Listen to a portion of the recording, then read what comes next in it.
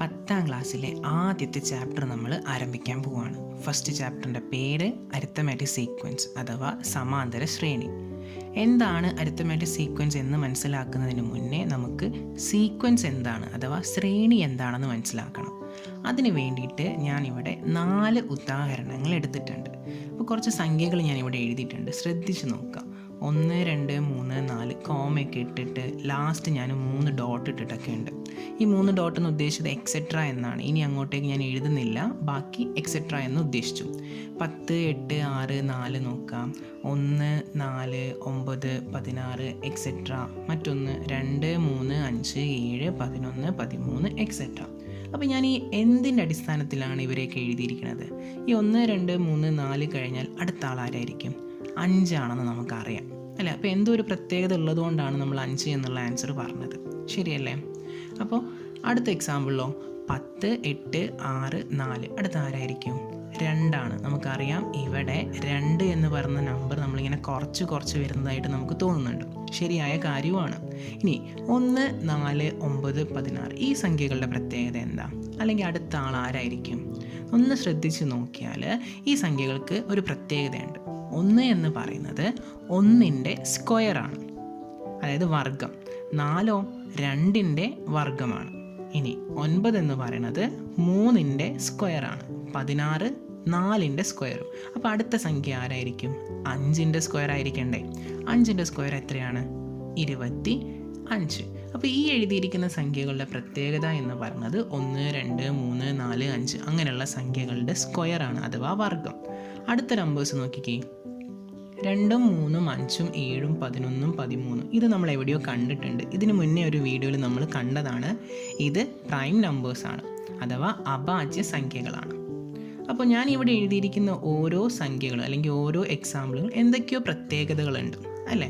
അപ്പോൾ ആ എഴുതിയിരിക്കുന്നവയെ നമ്മൾ ശ്രേണി എന്നാണ് പറയുക. അതായത് സംഖ്യകളെ കോമ ഇട്ട് സെപ്പറേറ്റ് ചെയ്ത് എന്തെങ്കിലും ഒരു പാറ്റേൺ ഉപയോഗിച്ച് എഴുതുക അല്ലെങ്കിൽ എന്തെങ്കിലും ഒരു പ്രത്യേകത ഉപയോഗിച്ച് എഴുതുന്നതിനാണ് ശ്രേണി അഥവാ സീക്വൻസ് എന്ന് നമ്മൾ പറയാം.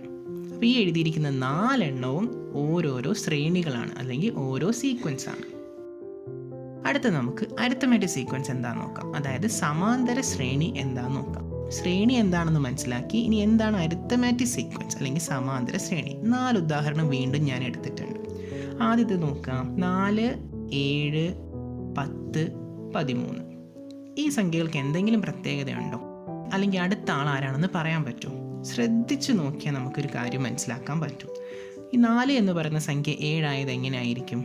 നമുക്കറിയാം 4നോട് 3 കൂട്ടിയാൽ മതി. ഇനി 7 10 ആവുന്നത് എങ്ങനെയാണ്? വീണ്ടും ഒരു 3 കൂട്ടിയാൽ പോരെ?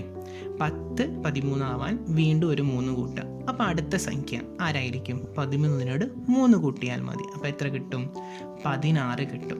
അപ്പോൾ ഈ ശ്രേണിയുടെ അല്ലെങ്കിൽ ഈ സീക്വൻസിൻ്റെ പ്രത്യേകത നമ്മൾ ഒരു സ്ഥിരമായിട്ടുള്ള ഒരു സംഖ്യ, അതായത് 3 എന്ന് പറയുന്ന നമ്പർ ഇങ്ങനെ ആഡ് ചെയ്ത് പോവാണ്. അടുത്ത നോക്കിക്കേ. 2 4 ആവുന്നത് എങ്ങനെയാണ്? ഒരു 2 കൂട്ടിയാൽ മതി. 4 6 ആവുന്നത് വീണ്ടും ഒരു 2 കൂട്ടുക. 6 8 ആവുന്നത് വീണ്ടും 2 കൂട്ടിയിട്ട്. ഇനി 8നോട് ഒരു 2 കൂടെ കൂട്ടിയാൽ അടുത്ത ആളെ കിട്ടും. അടുത്ത ആൾ 10 ആണ്. അപ്പോൾ നമ്മൾ ഇവിടെ കൂട്ടി പോകുന്ന സംഖ്യ ഏതാണ്? 2 എന്ന് പറയുന്ന സംഖ്യയാണ്. മൂന്നാമത്തെ ഉദാഹരണത്തിൽ വേറൊരു കാര്യമുണ്ട്. 15 എന്തായി മാറി? 13. അപ്പോൾ 2 കുറയണ്ടേ? അപ്പോൾ -2 ആണ് ചെയ്യേണ്ടത്. 13 11 ആവണമെങ്കിലും 2 കുറയ്ക്കണം. 11 9 ആവണമെങ്കിൽ 2 കുറയ്ക്കണം. ഇനി 9 കഴിഞ്ഞാൽ ആരാണെന്ന് ചോദിച്ചാൽ വീണ്ടും 2 കുറയ്ക്കണം. അപ്പോൾ ഈ സീക്വൻസിൻ്റെ പ്രത്യേകത 2 എന്ന് പറയുന്ന നമ്പർ നമ്മൾ കുറച്ചാണ് പോകുന്നത്. ലാസ്റ്റ് ഉദാഹരണം 1 1.5 2 2.5 1 1.5 ആവണമെങ്കിൽ നമുക്കറിയാം അര കൂട്ടിയാൽ മതി. അര എന്ന് പറഞ്ഞാൽ 1/2 ആണ്. 1/2 വീണ്ടും കൂട്ടിയാൽ നമുക്ക് 2 കിട്ടും. വീണ്ടും ഒരു അര കൂട്ടിയാൽ നമുക്ക് 2.5 കിട്ടും. അപ്പോൾ ഇവിടെ നമ്മൾ കൂട്ടിയത് അര എന്ന് പറയുന്ന സംഖ്യയാണ്. അപ്പോൾ ഈ 4 ശ്രേണികളുടെയും പ്രത്യേകത ഒന്നുകിൽ നമ്മൾ ഒരു നമ്പർ ഇങ്ങനെ ആഡ് ചെയ്ത് പോവാണ്. അപ്പോൾ ഈ 3 എണ്ണത്തിൽ നമ്മൾ ആഡ് ചെയ്ത് പോയിട്ടുണ്ട്. ഓക്കെ, 15 13 എന്നുള്ള ഉദാഹരണത്തിൽ നമ്മളൊരു സംഖ്യ കുറച്ചാണ് പോകുന്നത്. അപ്പോൾ ഒരു ശ്രേണിയിൽ നമ്മൾ ആദ്യത്തെ ഒരു നമ്പർ എടുത്തിട്ട് സ്ഥിരമായിട്ടൊരു സംഖ്യ കൂട്ടി പോവുകയോ കുറച്ച് പോവുകയോ ചെയ്താൽ അതിനെ വിളിക്കുന്ന പേരാണ് സമാന്തര ശ്രേണി അഥവാ അരിത്തമാറ്റിക് സീക്വൻസ് എന്ന് പറയുന്നു. നമുക്ക് ഈ ഒരു ഉദാഹരണം നോക്കാം.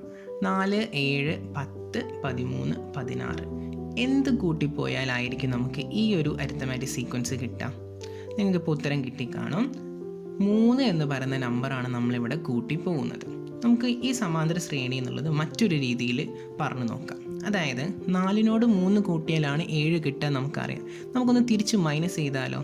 7ൽ നിന്ന് 4 കുറയ്ക്കാൻ ഞാൻ വരച്ചിരിക്കുന്ന ആ ഒരു ഡയറക്ഷനിൽ വേണം മൈനസ് ചെയ്യാൻ. അപ്പോൾ 7 മൈനസ് 4 എത്രയാണ്? 3 ശരിയല്ലേ? ഇനി അടുത്ത 2 ആൾക്കാരെ നോക്കിക്കേ, 7ഉം 10ഉം. അവരെ ഒന്ന് നമുക്ക് മൈനസ് ചെയ്ത് നോക്കാം ഞാൻ ഈ പറയുന്ന ഡയറക്ഷനിൽ. അപ്പോൾ 10 മൈനസ് 7 വീണ്ടും നമുക്ക് ഉത്തരം എത്രയാണ്? 3 എന്നാണ് കിട്ടുന്നത്. ഓക്കെ, അടുത്ത 2 ആൾക്കാർ ആരൊക്കെയാണ്? 10ഉം 13ഉം. അപ്പോൾ നമുക്ക് വീണ്ടും എന്ത് ചെയ്യാം? 13ൽ നിന്ന് 10 കുറയ്ക്കാം. 13ൽ നിന്ന് 10 കുറയ്ക്കുമ്പോൾ വീണ്ടും നമുക്ക് ഉത്തരം 3 എന്ന് കിട്ടും. ഇനി ലാസ്റ്റ് വരുന്ന 2 ആൾക്കാർ 16ഉം 13ഉമാണ്. അത് കുറച്ചാലും നമുക്കറിയാം 16 മൈനസ് 13 3. അപ്പോൾ ഈ ഒരു സമാന്തര ശ്രേണിയിൽ അല്ലെങ്കിൽ ഒരു അരിത്തമാറ്റിക് സീക്വൻസിൽ നമ്മൾ അടുത്തടുത്തുള്ള 2 ആൾക്കാരെ ഞാൻ പറഞ്ഞ ഡയറക്ഷനിൽ മൈനസ് ചെയ്താൽ നമുക്ക് കിട്ടുന്ന ഉത്തരം എന്താണ്? 3 ആണ്. ശരിക്കും ഇവിടെ +3 എന്ന് വേണമെങ്കിൽ നമുക്കതിനെ പറയാം. അപ്പോൾ 4 എന്ന് പറയുന്ന നമ്പറിനോട് 3 കൂട്ടി എഴുതുന്നതും അതേ കാര്യം തന്നെ നമുക്ക് മറ്റൊരു രീതിയിൽ പറയാം. കൂട്ടിപ്പോയത് 3 ആണെങ്കിൽ അടുത്തടുത്തുള്ള സംഖ്യകളെ കുറച്ചാൽ നമുക്ക് ഉത്തരം കിട്ടുക +3 എന്നാണ്.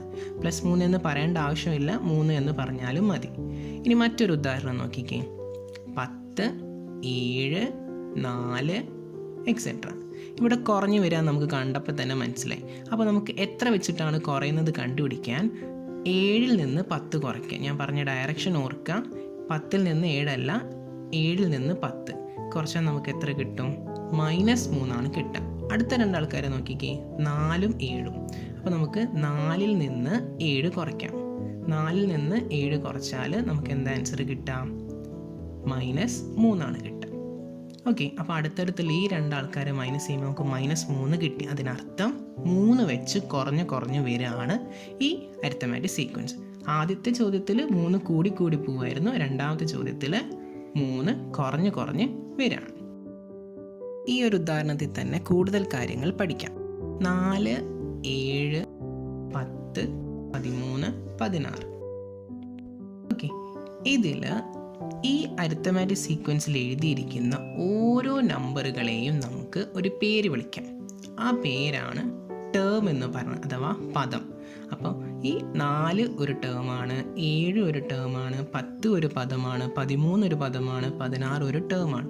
ഇനി വരാനുള്ള എല്ലാവരും ടേമുകളാണ്. അപ്പോൾ ഒരു അരിത്തമാറ്റിക് സീക്വൻസിലുള്ള ഓരോ നമ്പറുകളെയും നമ്മൾ ടേം അഥവാ പദം എന്ന് വിളിക്കും. ഇനി ആദ്യത്തെ നമ്പർ എന്ന് പറഞ്ഞാൽ അതിനൊരു പേരും കൂടെ നമുക്ക് പറയാം. അതിൻ്റെ സ്ഥാനം കൂടെ വെച്ച് പറയാം. ആദ്യത്തെ നമ്പർ ഫസ്റ്റ് ടേം എന്ന് വിളിക്കാം, 1-ാം പദം.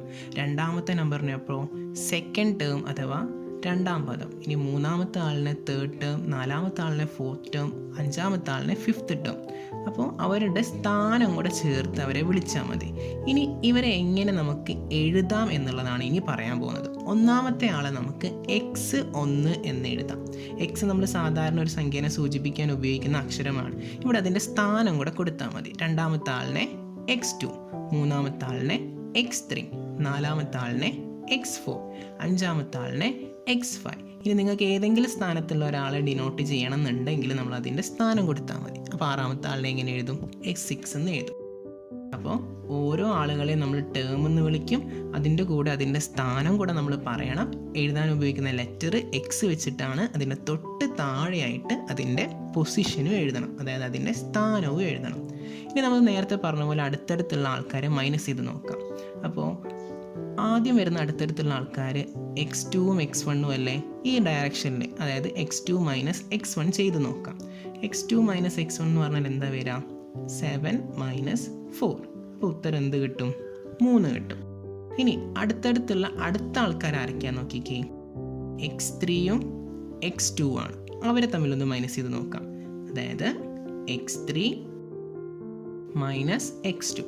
x3 എന്ന് പറയുന്നത് 10 ആണ്, മൈനസ് x2 എന്ന് പറയുന്നത് 7 ആണ്. അപ്പോൾ 10 മൈനസ് 7 എത്രയാണ്? 3.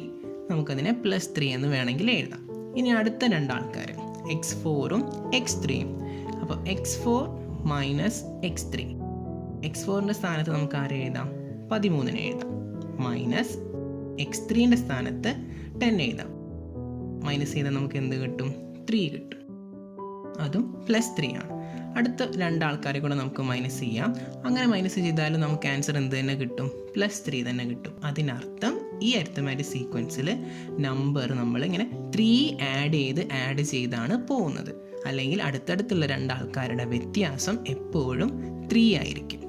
അപ്പോൾ നമുക്ക് ഈ കിട്ടിയിരിക്കുന്ന ഈ നമ്പർ, അതായത് +3 എന്ന് പറയുന്ന ആ നമ്പറിനെ നമ്മൾ കോമൺ ഡിഫറൻസ് എന്നാണ് വിളിക്കുക. നമ്മൾ ഏത് നമ്പറാണോ കൂട്ടിപ്പോകുന്നത് അല്ലെങ്കിൽ ഏത് നമ്പറാണോ കുറച്ച് പോകുന്നത് അതിനെ വിളിക്കുന്ന പേരാണ് കോമൺ ഡിഫറൻസ്. മലയാളത്തിൽ നമ്മളതിനെ പൊതുവ്യത്യാസം എന്നാണ് പറയുക. അപ്പോൾ ഈ എഴുതിയിരിക്കുന്ന സമാന്തര ശ്രേണിയുടെ അല്ലെങ്കിൽ അരിത്തമാറ്റിക് സീക്വൻസിൻ്റെ പൊതുവ്യത്യാസം എത്രയാണെന്ന് ചോദിച്ചാൽ 3 ആണ്. ഇനി അതിനെ നമ്മൾ എഴുതുന്ന അക്ഷരമാണ് D. കോമൺ ഡിഫറൻസിൽ ആ D ആണ് നമ്മൾ എടുക്കുന്നത്. അപ്പോൾ ഈ ചോദ്യത്തിൽ D എത്രയാണെന്ന് ചോദിച്ചാൽ D = 3 ആണ്. വേണമെങ്കിൽ +3 എന്ന് പറയാം. അതായത് 3 കൂടി വരികയാണെന്നുള്ളൊരു അർത്ഥത്തിൽ. അപ്പോൾ നമ്മൾ ടേം എന്താണെന്ന് കണ്ടു. ഇനി അതുവരുടെ പൊസിഷൻ നമ്മൾ അതിൻ്റെ കൂടെ ചേർത്ത് പറഞ്ഞു. പിന്നെ അവരെ എഴുതേണ്ട രീതി, അക്ഷരം എന്താണ്, X ഉപയോഗിച്ചിട്ട് താഴെ അതിൻ്റെ പൊസിഷൻ കൊടുക്കുക. ഇനി അടുത്തടുത്തുള്ള രണ്ടാൾക്കാരെ മൈനസ് ചെയ്താൽ കിട്ടുന്ന ഉത്തരം എപ്പോഴും ഒരേ ഉത്തരമായിരിക്കും. അതിനെ നമ്മൾ കോമൺ ഡിഫറൻസ് എന്നോ അല്ലെ പൊതുവ്യത്യാസം എന്ന് വിളിക്കുന്നു. ഇനി ഒന്നാമത്തെ ആളിനെ x1 നമ്മൾ എഴുതി, അതിന് മറ്റൊരു അക്ഷരം കൂടെ നമുക്ക് കൊടുക്കാൻ പറ്റും. അതായത് F എന്ന് പറയുന്ന അക്ഷരം കൂടെ നമുക്ക് കൊടുക്കാൻ പറ്റും. അപ്പോൾ F എന്ന് പറഞ്ഞാൽ ഫസ്റ്റ് ടേമിനെയാണ് സൂചിപ്പിക്കുന്നത്.